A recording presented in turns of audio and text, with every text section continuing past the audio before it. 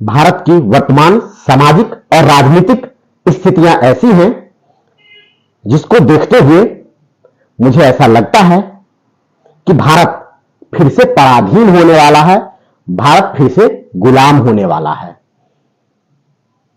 क्योंकि भारत की जो वर्तमान परिस्थितियां हैं, सामाजिक परिस्थितियां और राजनीतिक परिस्थितियां, वो उसी प्रकार से हैं जब भारत दूसरी बार गुलाम हुआ था, लगभग 10वीं शताब्दी में, जब तुर्क अफगानों का आक्रमण भारत पर होने लगा था। मैं तुर्क अफगानों की पृष्ठभूमि से वर्तमान समय की पृष्ठभूमि की तुलना कर रहा हूं। सामाजिक पृष्ठभूमि की तुलना करने के लिए मुझे वर्तमान की साहित्यिक मनोरंजक परिस्थितियां एवं पूर्व मध्यकाल अर्थात 10वीं 11वीं शताब्दी की सामाजिक परिस्थितियों की तुलना करनी पड़ेगी। ऐसा कहा जाता है, इतिहास वर्तमान का दर्पण है, भविष्य का दर्पण है।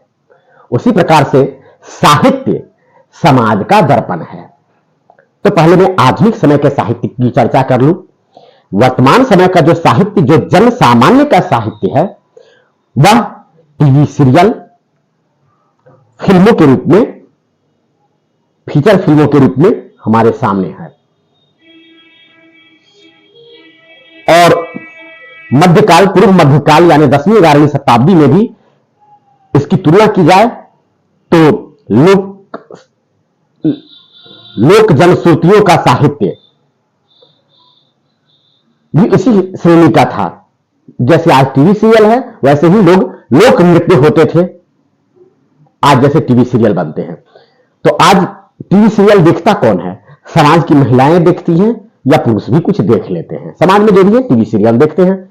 जैसी कहानियां आज की टीवी सीरियल में हैं, उसी प्रकार की कहानियां पूर्व मध्यकाल के जन सामान्य के बीच में भी प्रचलित थी।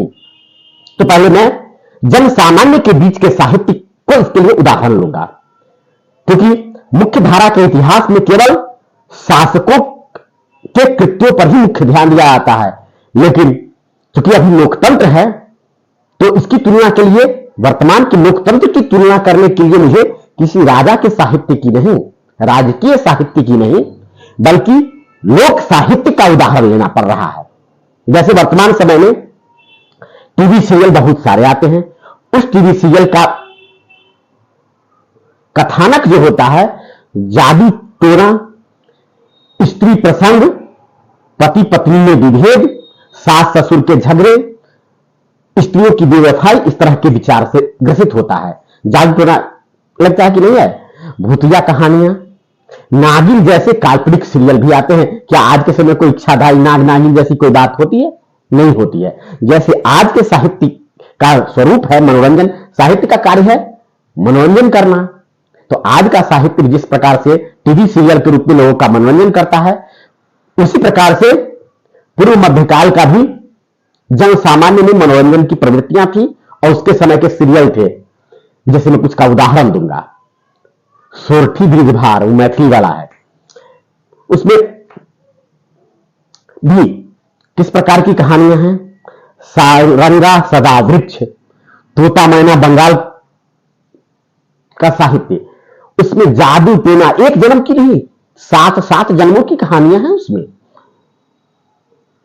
जट जट्टी, और बाद में 11वीं शताब्दी आते आते सुवर्णी महिमाल, ये सब कहानियां भी आती हैं। मैंने कुछ उदाहरण इसलिए दे दिया आपके सामने क्योंकि तुलना कीजिए दोनों के साहित्य का प्रसंग क्या है। स्त्री प्रेम में पागल है समाज। आज के समय में भी किसी भी टीवी सीरियल या साहित्य का मुख्य विषय लड़की पटाओ, ब्याह करो, सास ससुर के झगड़े, एक इसकी पत्नी उसके साथ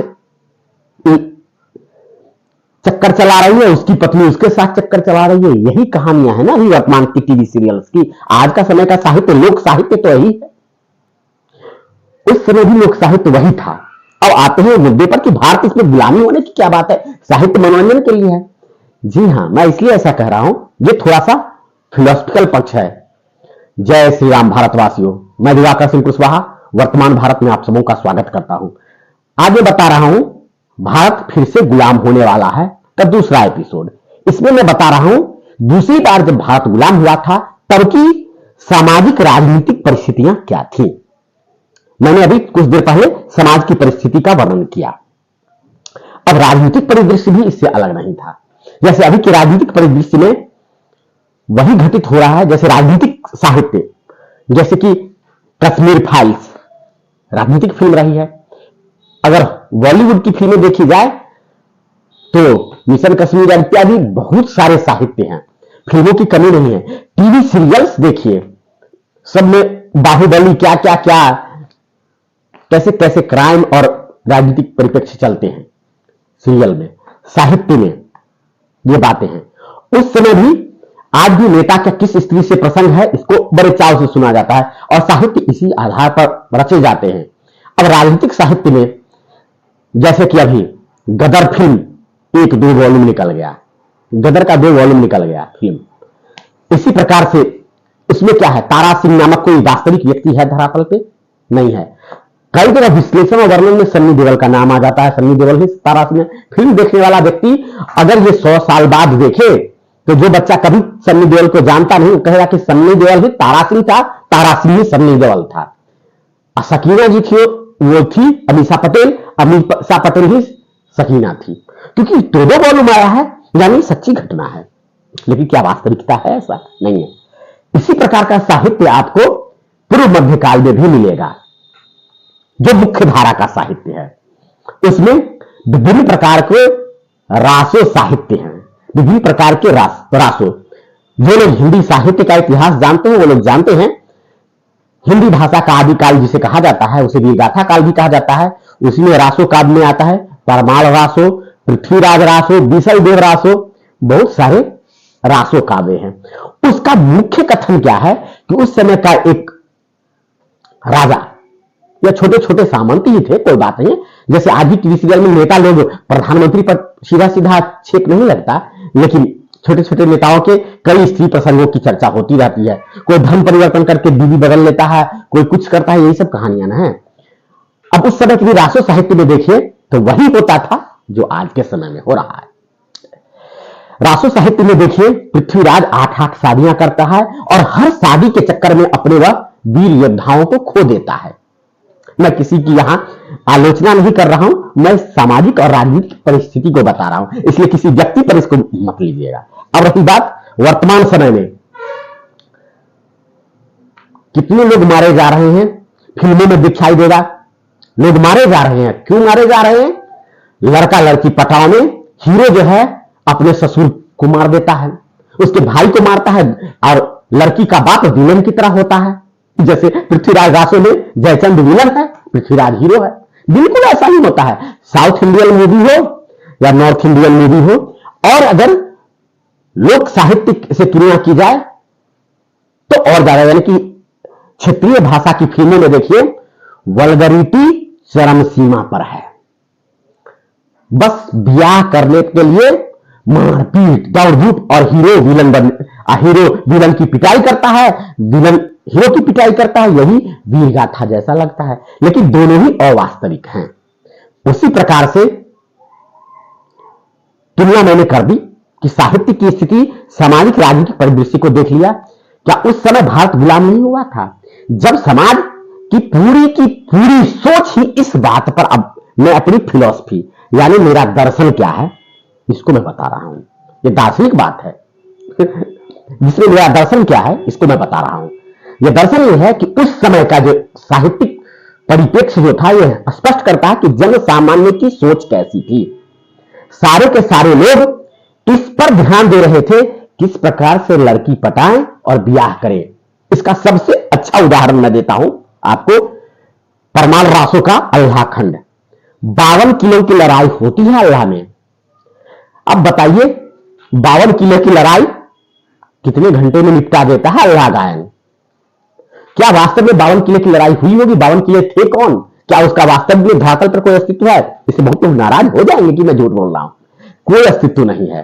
जैसे तारा सिंह और अशरफ अली का कोई अस्तित्व नहीं है, उसी तरह से उसका भी कोई अस्तित्व नहीं है। चापाकल उखाड़ लेता है सन्नी देओल लेकिन सच्चाई क्या है? उखाड़ सकता है कोई आदमी? अल्लाह ऐसे ऐसे ही बबूल का वृक्ष उखाड़ लेता है। ये सब काल्पनिक बातें, वीरगाथा काल, सूर धर्म इसको कहा जाता है इतिहास में। ये वीरगाथा काल की चीज है। वैसा ही आज की फिल्मों में देखिएगा, एक घूसा मारता है हीरो और 25 को विलन उड़ जाता है। क्या ये वास्तविकता होती है? ये वास्तविकता नहीं होती है। उसी प्रकार से साहित्यिक चीजें साहित्यिक ही होती है, वास्तविक नहीं होती है। लेकिन परिप्रेक्ष्य बताया उस समय। अगर अल्लाह, आप ये बताओ कि भारत क्यों गुलाम हुआ? भारत उस समय भी गुलाम हुआ। क्यों हुआ? क्योंकि जन सामान्य जो था मनोरंजन में डूबा हुआ था। लड़ेगा कौन? झूठा घमंड हानिकारक होता है। कोई भी वीर गाथा में क्या कहा जाता है? वीरों को प्रोत्साहित किया जाता है, वीरों की झूठी कहानियों को बढ़ा चढ़ा करके कहा जाता है। परिणाम क्या होता है? जन सामान्य यह सोचने लगता है कि मैं तो उतना वीर नहीं हूं। जिसमें वास्तव में क्षमता है कि वह एक एक करके लड़ सकता है, उसकी भी क्षमता कुंठित हो जाती है, वह लड़ नहीं सकता। परिणाम यह हो जाता है कि समाज नपुंसकता का शिकार हो जाता है। जैसे अल्लाह का उदाहरण मैंने जानबूझ के मुख्य धारा के साहित्य से दिया। अल्लाह की पहली लड़ाई, दूसरी लड़ाई बाप की लड़ाई के कारण हुआ, बाप के प्रतिशोध में हुआ। लेकिन बाकी की लड़ाइयां तो सारी की सारी ब्याह के लिए हुई लड़ाइयां। इससे मानसिकता हो गई। आज की फिल्मों में देखिए, हर फिल्म का जो कथानक होता है उसमें ब्याह करने के लिए ही हीरो हीरो से लड़ता है, और इसका प्रभाव समाज पे पड़ता है। आज भी मैं समाज में देख रहा हूं, ज्यादातर लड़का लड़की भगौल जहरखोरी का कारण यही है। लड़की पटाओ। सामाजिक विसंगति का सबसे बड़ा कारण है लोक साहित्य। जो लड़का 14 वर्ष 15 वर्ष में लड़की पटाओ पर ध्यान देगा, वह पढ़ाई नहीं कर पाएगा, अपना शरीर नहीं बना पाएगा। तो जिस समय देश में योद्धा की जरूरत होगी, क्या योद्धा? आज तो नौकरी के लिए बहुत जनसंख्या है, तो भाई वैकेंसी नहीं है। उस समय ऐसा तो नहीं था। जो वीर था अपने दम से सेना में भर्ती होने जाता था। जो वीरता के लिए मरने मारने पर उतारू होता है, वह समाज की सारी ऊर्जा लड़की पटाने में खत्म हो जाती है। क्योंकि उसका मानसिकता कि मैं हीरो दिखूंगा तो लड़की मुझे लाइक करेगी। इस चक्कर में किसी लड़के से आपस में लड़ लेता है। जैसे आपस में लड़ रहे थे अल्लाउदल जो लड़ रहा था, अपने भारतीय लोगों से ही लड़ रहा था ना, अपने भी भाई बंधुओं से लड़ रहा था ना। किसी विदेशी से तो लड़ाई नहीं किया, किसी आक्रांता से लड़ाई तो नहीं किया। ये सोचिए। और आज के समय के युवा भी ये सोच ही नहीं पा रहे हैं कि देशभक्ति क्या चीज है। भारत पाकिस्तान इतनी ही देशभक्ति जानता है। भारत पाकिस्तान चीन आजकल, और भारत की आर्थिक स्थिति बढ़ जाएगी। जीडीपी, जिसको किसी को जीडीपी समझ में नहीं आता है, वह भी जीडीपी में भाषण देने वाले वीर हैं। ऐसे उस समय के ही वीर हैं। अगर सारंगा, मैंने जिन साहित्यों की चर्चा की है, सारंगा, सादाब्रिज, ये सब जो है वो व्यापारियों की कहानियां हैं, शासकों की नहीं, व्यापारियों की कहानियां हैं। सोठी ब्रिजभार, जट जटिल, ये व्यापारियों की कहानियां हैं। जैसे कि टीवी सीरियल में, प्रत्येक टीवी सीरियल में साथ निभाना साथिया का जो परिवार जो है पृष्ठभूमि है, व्यापारिक पृष्ठभूमि है। उस समय भी जन सामान्य के साहित्य में व्यापारिक पृष्ठभूमि रहती है। तब चूंकि मैंने इतना विश्लेषण कर दिया है, तो ये तुलना करने का मेरा मुख्य कारण था कि तब भी भारत गुलाम हुआ था, आज भी भारत गुलाम हो सकता है। इतिहास के दर्पण में देखो वर्तमान को, साहित्य के दर्पण में देखो समाज को, क्योंकि साहित्य समाज का दर्पण है। देखो समाज कैसे जी रहा है, ऐसे ही जी रहा था तब ना। और ये सच्चाई है। मेरी बात से कोई असहमति होगी तो टिप्पणी कर दीजिए, सहमति है तो लाइक कर दीजिएगा, ताकि मुझे पता चले कि धरती पर मेरे जैसे भी कुछ लोग हैं। तो अब मैं बताता हूं मेरा उद्देश्य, इस दर्शन का मेरा उद्देश्य क्या है। मैं ये बताना चाहता हूं कि भारत को बचाने के लिए हमें समाज को बदलना नहीं चाहिए। जो समाज में है उस परिस्थिति को सकारात्मक रूप देना चाहिए। अब मैं सकारात्मक बातें करूंगा कि सकारात्मक रूप दूंगा कैसे। मैं दूंगा, मैं अपना अहंकार ही, समझ लीजिए अहंकार ही व्यक्त कर रहा हूं। मैं समाज को रूप दे सकता हूं, क्योंकि यह सोचने का काम, समाज और देश को बचाने का काम शासक का है, शासित का नहीं। इसके लिए एक उदाहरण मैं देता हूं। भांटों के बीच की यह परंपरा है, जहां बसिए सोई सुंदर देशु, जो प्रतिपालय सोई नरेशु। भांटों का कोई देश नहीं होता, भांटों का कोई स्वामी नहीं होता। भांट का क्या है, उसका तुलना कुत्तों से की जाती है। जो कुकौरा फेंक दिया उसी के लिए दुम हिलाने लगता है। इसी के लिए लोकोक्ति है, जहां बसिए सोई सुंदर देशु, जो प्रतिपालय सोई नरेशु। जो पालन पोषण कर दे वही नरेश है। इसलिए मैं भांटों पर भरोसा नहीं करता। जो टीवी सीरियल के बाद न्यूज चैनल के भांटों की चर्चा कर दी। देश का जिम्मेदार नागरिक वो होता है जो अपने अंदर में शासकत्व रखता है। तो अब मित्रों मैं बताता हूं कि मैं वर्तमान परिस्थिति में जहां युवाओं को भटकाव होता है वासना का, उसका उपचार मैं बता रहा हूं। यदि मैं शासक बनता हूं, मैं फिलॉसफी को दार्शनिक कहलाने के लिए नहीं, निकोले मिकियावेली बनने के लिए नहीं, प्लेटो बनने के लिए नहीं कह रहा हूं, क्योंकि मेरा उद्देश्य शासक बनना है। और शासक बनूंगा तो मुझे सेना चाहिए, मुझे प्रजा चाहिए, और इसलिए मैं इन चीजों को बताऊंगा। अभी क्या है, टीवी सीरियल या बर्गर को भी वल्गर वीडियो चलते हैं जिसे पोर्न कहा जाता है ना, पोर्न सिनेमा इसया चीजें चलती हैं। लेकिन उससे क्या होता है, वासना की आग तो जल जाती है शरीर में युवाओं के, लेकिन उसकी वासना की पूर्ति नहीं होती है। तो यह व्यक्ति समाज से एक कुंठित प्राणी के रूप में निकलता है। बलात्कार इत्यादि हिंसा करना उसकी व्यवस्था हो जाती है, क्योंकि उग्रता, क्योंकि एंजाइम तो बनता है, हार्मोन्स तो एक्टिव हो जाते हैं वीडियो को देख करके, लेकिन उसकी पूर्ति नहीं होती है। तो समाज में बलात्कार जैसी घटनाएं और हिंसा जैसी घटनाएं बढ़ रही हैं। उसका मुख्य कारण है कि समाज वल्गरिटी तो देता है, लेकिन जिस वासना को तो जगा देता है, लेकिन वासना का उपचार नहीं करता है। क्यों मध्यकाल में बाल विवाह की परंपराएं विकसित हुई, बहु विवाह की परंपराएं क्यों विकसित हुई? तो उस समय के लोगों ने यह परंपरा इसलिए विकसित की कि जन सामान्य की वासना की पूर्ति हो सके।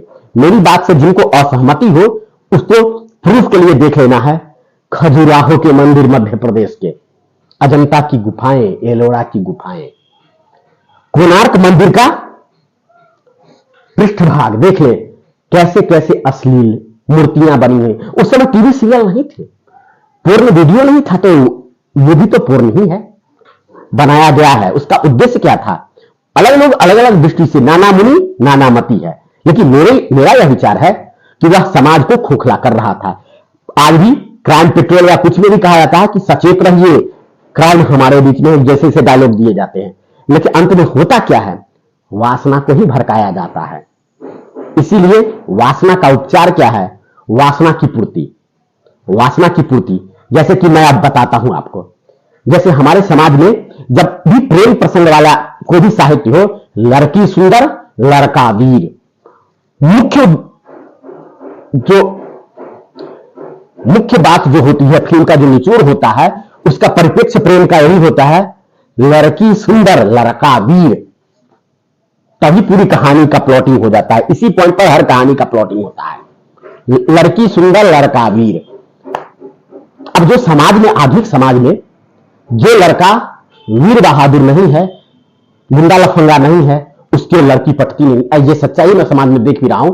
अक्सर कहा था लंगूर के हाथ में हूं, ये सब जो वल्गर किस्म के लड़के स्कूल लाइफ में भी लड़की पटाने के चक्कर में, और लड़कियां अरे पटती है, क्यों अक्कल नहीं होती, ऐसे बात नहीं मैं कहूंगा। वास्तव में जो उसको मिल गया प्रपोजल, उसी के पीछे जाना उसकी व्यवस्था है। नहीं तो ऐसे ऐसे धमकी देता हूं, गुंडा लफंगा सब, सीट फेंक दूंगा, ये सब घटनाएं हुई है, इसको सब लोग जानते हैं, ऐसा होता रहा है। लेकिन इस समस्या का एक उपचार है। यदि मैं शासक बनता हूं, तो सभी लड़के जिसकी उम्र 15 वर्ष से अधिक है, उनको विवाह करवाऊंगा। ये मेरी 5 वर्षीय योजना है शासक बनने के बाद। अगर मान लीजिए जो मुझे सुन रहे हैं अभी 30 से 40 की एज में होंगे या 50-60 की एज में होंगे, तो उनके अभी बच्चे अभी किशोरावस्था में होंगे। जिनके बच्चे किशोरावस्था में हैं वो मेरा समर्थन कर सकते हैं। आपको नहीं मिला कोई बात नहीं, आपके बच्चे तो सीधा से जी सके, मैं शादी करवाऊंगा। मैं ये नियम बदल दूंगा हिंदुओं में कि धर्म, लोकतंत्र में हमारे साथ होगा, धर्म परिवर्तन करके जो विवाह कर सकता है। भाई ऐसा नहीं है। जो मेरा समर्थक है उसको मैं विवाह करने की अनुमति दूंगा, जितना उसका शारीरिक क्षमता होगा उतने विवाह करेगा। विवाह तो करवाऊंगा, 1 या 2-3 करवा दूंगा। एक तो समझात विवाह जो उसके परिवार को चलाएगी, और एक वो विवाह जिससे उसकी वासना पूर्ति होगी। ताकि समाज में बिखराव नहीं हो। ऐसा क्या पहले भी हुआ है? जी हां, पिछले दिन की कहानी में अम्रपाली का मैंने उदाहरण दिया था। एक ही लड़की के पीछे सारे शासक वर्ग लड़ रहे थे तो उसे वेश्या बना दिया गया और इसके कारण बहुत दिनों तक वैशाली अंतरकलह से बच गई और उस पर अजातशत्रु का कब्जा नहीं हो पाया। अजातशत्रु ने वैशाली से विवाह किया, अम्रपाली से विवाह किया और वैशाली अधीनस्थ हो गई।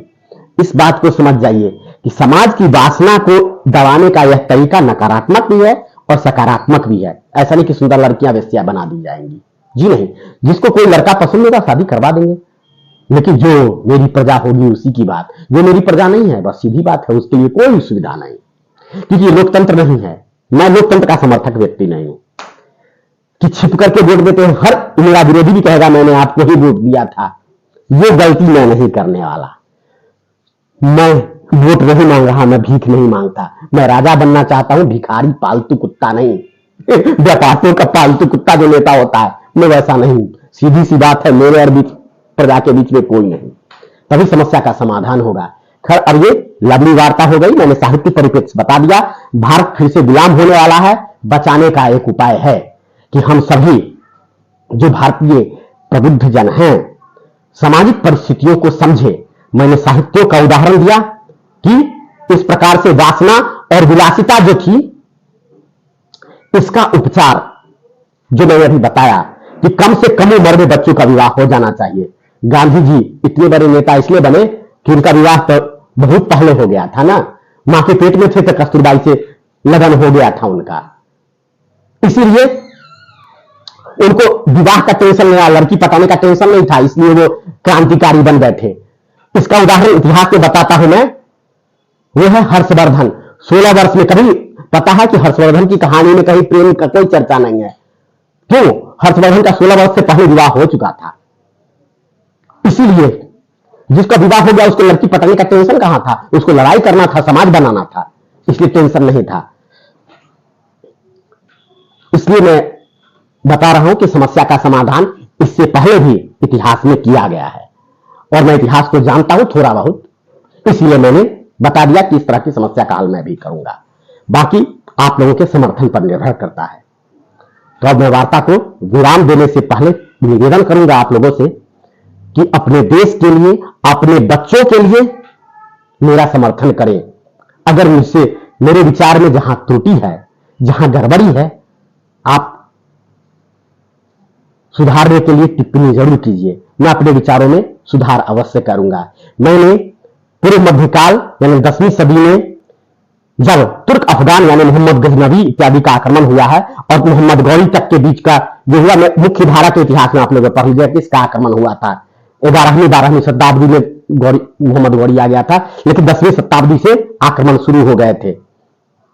लेकिन मेरा उद्देश्य था सामाजिक परिस्थितियों को बताना कि भारत फिर से क्यों गुलाम होने वाला है, इसको मैंने स्पष्ट कर दिया है।